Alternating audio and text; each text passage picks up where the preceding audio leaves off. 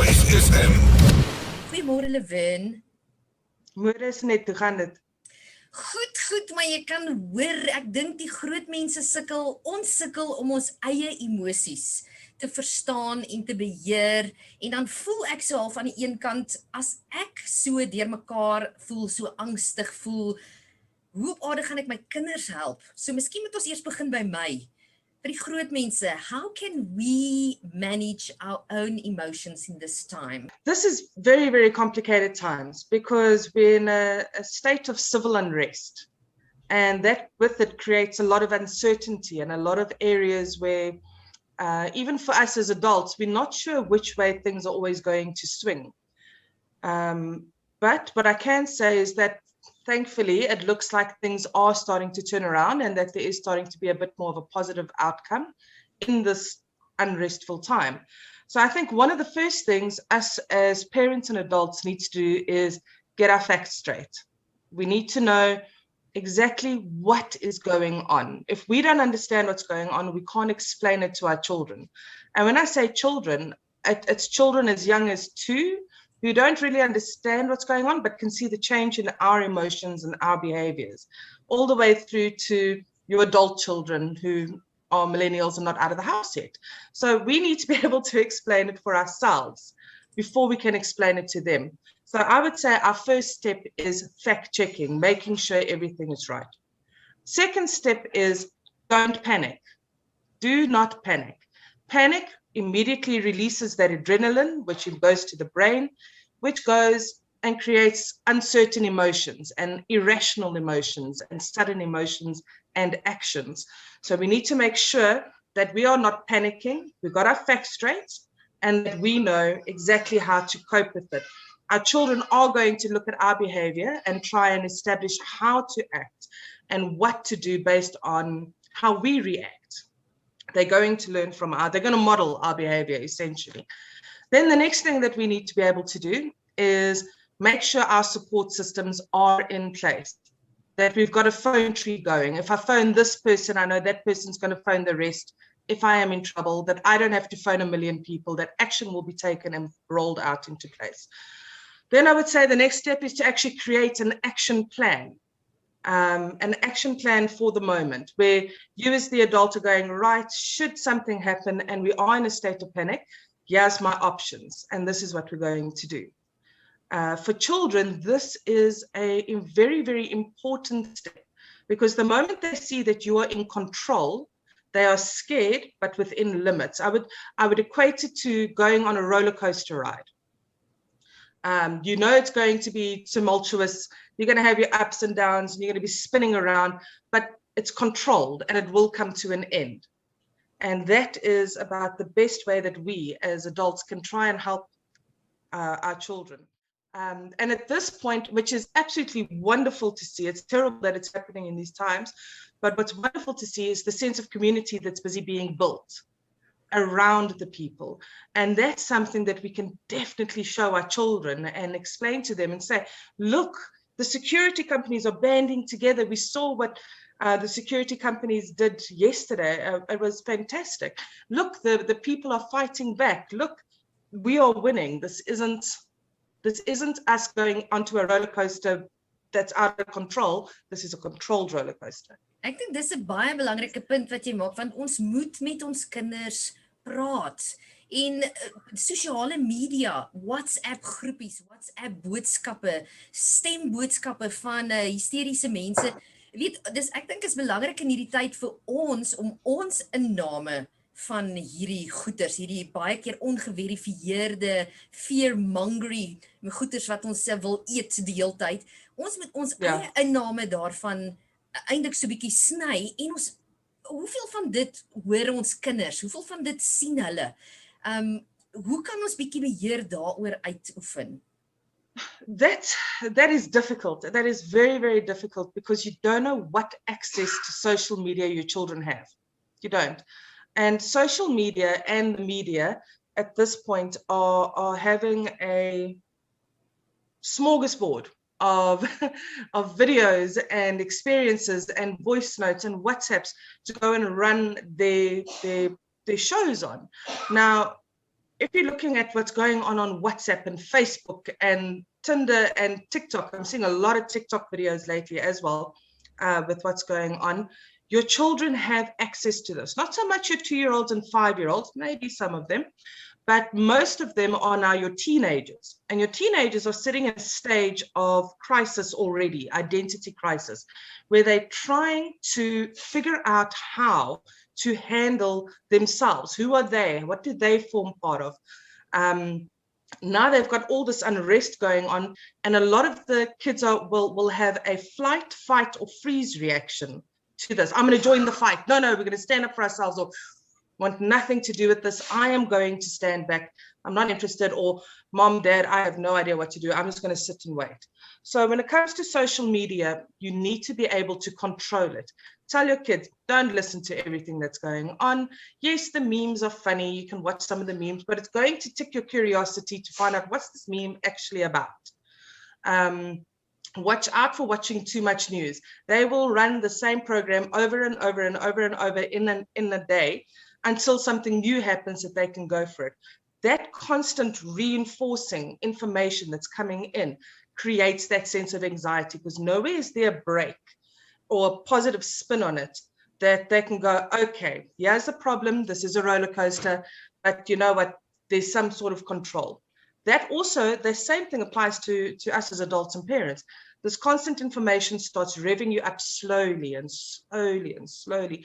And eventually you start seeing your kids getting revved up slowly and slowly. And those behaviors will start changing. Le-Verne, het jy dalk raad vir ons oor daardie tyd wat ons maak? As ons sê, goed, ek wil hierdie veilige plek vir my kinders maak. Ek wil by hulle hoor, hoe gaan dit by hulle? Vra, wat dink hulle? Het hulle dalk enige vrae vir my?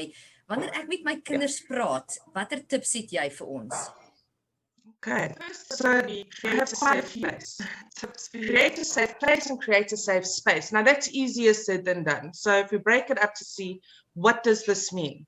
You need to start the conversation with your children. If they've already started this conversation with you, mama, papa, ek weet nie wat aangaan nie, hierdie is nou so 'n bietjie, gaan hulle by ons vanaand kom inbreek, gaan hulle by ons vanaand kom hierdie doen of daai doen.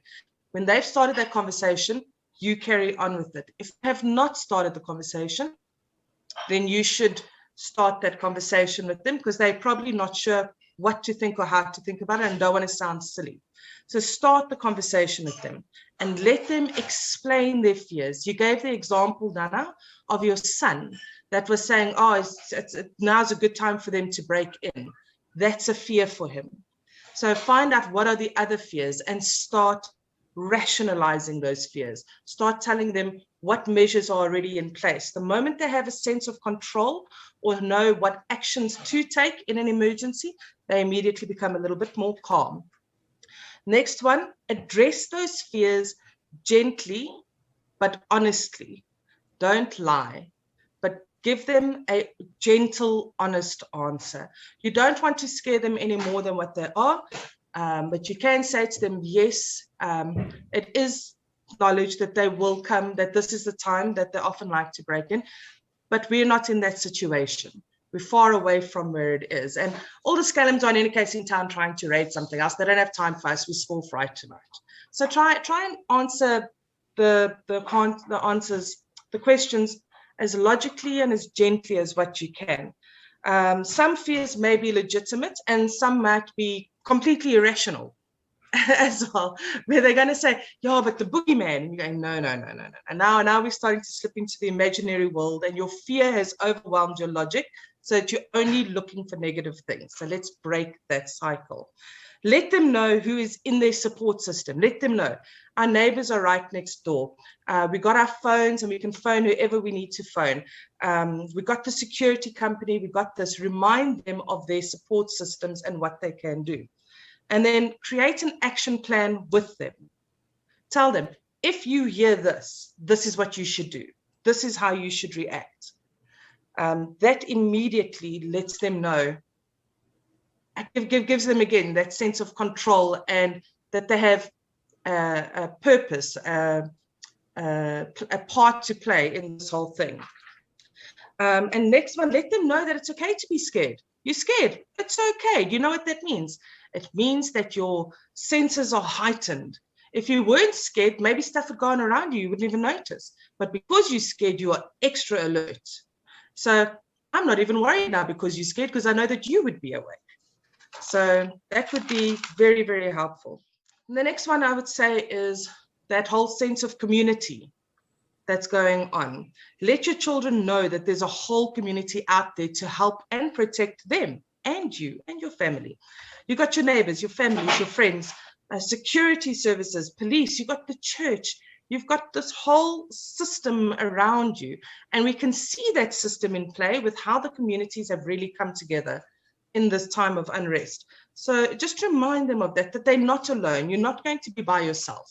Everybody's standing with you. Ek is ook gek daaroor dat mens die positiewe dinge ook moet uitlig om te sê kyk hoeveel mense het hulle al gearresteer en kyk hierdie dinge is besig om dis besig om beter te raak en sekere plekke is besig om weg te gaan of daar is planne, hoor wat het ons president gesê ensovoorts en nie net die negatiewe goeters op te ramp en haar emosies op te ramp nie.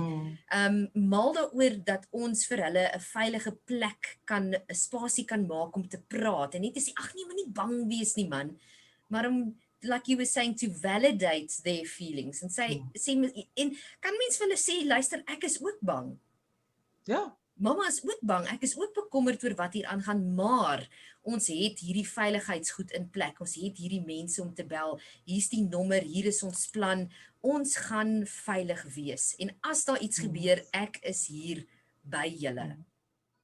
Yeah, I think I agree with you 100%. It's good for them to know that you also are scared, because if they see that you are not scared, what's going on in their head is, does that mean I have to protect you now as well? Because you're not scared, so you're not seeing the danger that I'm seeing. That's going to make me extra angry and anxious. So what you can say to them is, I'm scared, but that just means I'm extra alert. It means I'm more prepared. It means I'm more this. So try and swing it in that way, because that is the truth. If you know something is coming your way, you are more alert. You are more prepared than what would happen if it was just a surprise. So let them know it's okay to be scared. It's your body's way and your brain's way of protecting you. So it's okay. Be scared, it means that you're alert. Roughly 2-year-olds will become more cranky and more needy. So they will start crying more, be far more clingy, want to stay close to you, cranky, moody. The 3 to 6-year-olds, they tend to have more toilet accidents. They tend to lose control of their bowels a little bit more. And you'll see things like bedwetting and maybe a little glipsy, that type of thing. They might have a tough time sleeping or staying asleep. And the next one is they'll start having more separation anxiety. So when you leave the room, waar gaan jy? Hoe gaan jy? Hoe lank gaan jy nou weg wees? Gaan mama nou terugkom? And you start seeing that type of behavior coming through. The 7 to 10-year-olds, we're now entering the next age group, may feel sad. You might start seeing them go quiet. You might see them getting really angry for no reasons, and becoming very just moody. Now I'm happy, now I'm sad, now I'm quiet. And everything happening in a very, very short time span. And this often takes place immediately after they hear information or see information. Your preteens and teens, moeilike mensies daai. They will have that fight, flight, or freeze response that I was speaking about earlier. They will tend to not want to leave the house. They will increase their arguing and fighting, and especially with families and friends, and they will even start arguing with adults because their anxiety is pushing them beyond the norms of social commentary and social accepted norms to survival. You need to be able to bring that to a state of logic, calm, and again, do not panic. It's not going to help you. Ek dink dis die groot ding, ons moenie bang wees vir ons kinders se vrae nie en ons moet beslis nie voel ons moet al die antwoorde vir hulle hê nie, want ons moet eintlik net probeer om die emosies agter hulle vrae te verstaan en om 'n veilige plek te wees waar jy net vir jou kind wys ek verstaan hoe jy voel. Baie dankie Le-Verne. Ek dink dit was sommer baie praktiese raad. Het jy nog iets waarmee jy wil afsluit? Net een klein dingetjie. Ek het nou gelees mooi oor hoe hulle nou krisis handel in verskillende lande. En dieselfde 3 dinge het uitgekom wat ek wil nou net mention. The one is know what your child can handle and don't cross that limit with information and stuff. Number 2, there's the 3 outs. Get out, hide out, or take them out. And that would be, if they're in a situation, they need to get out of it. If they can't get out of it, they need to hide from it. If they can't hide from it, they need to defend themselves. And the next one is, don't panic. Get rid of those irrational thoughts. And that would be it. I would say all the best and good luck, and let's keep going. 100.5 FM.